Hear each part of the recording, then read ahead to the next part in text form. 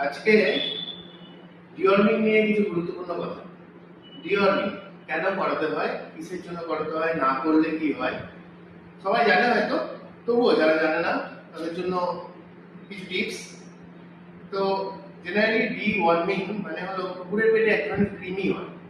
তো কৃমিটাকে মারার জন্য আমাদেরকে ডিওয়ার্মিং করতে হয়।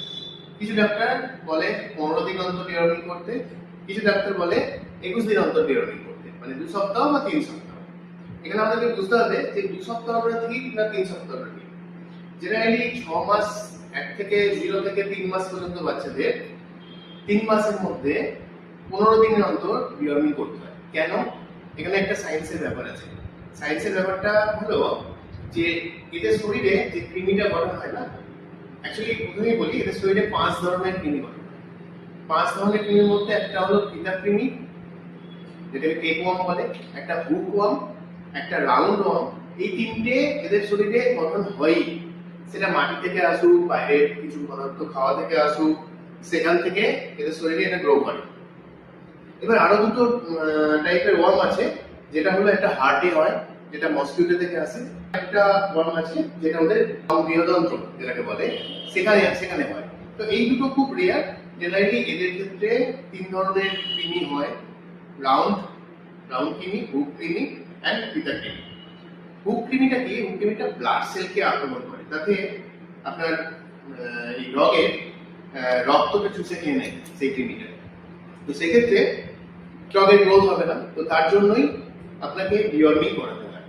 এবার বুঝতে হবে যে 15 দিন অন্তর ঠিক, মানে 2 সপ্তাহ অন্তর ঠিক না 21 দিন অন্তর ঠিক, 3 সপ্তাহ। তো প্রথম ব্যাপারটা হলো যে আপনাকে বুঝতে হবে যে সায়েন্সের ব্যাপার। সেটা হলো কৃমি সাধারণত যে ডিমটা পারে, সেখান থেকে একটা কৃমি, লার্ভা থেকে, ডিম থেকে একটা কৃমিতে আসতে ওদের 12 থেকে 14 দিন পর্যন্ত টাইম লাগে পেটের ভেতরে। এবার আমরা যে ওষুধটা প্রয়োগ করি সেটা শুধুমাত্র কৃমির ওপর কাজ করে, সেটা ডিমের ওপর, লার্ভার ওপর কাজ করে না, লার্ভাকে মারতে পারে না। তো আপনি 0 ডেতে যদি ডিওয়ার্মিং করান, তাহলে আপনাকে 14 to 15 ডেজে আপনাকে আবার ডিওয়ার্মিং করাতে হবে।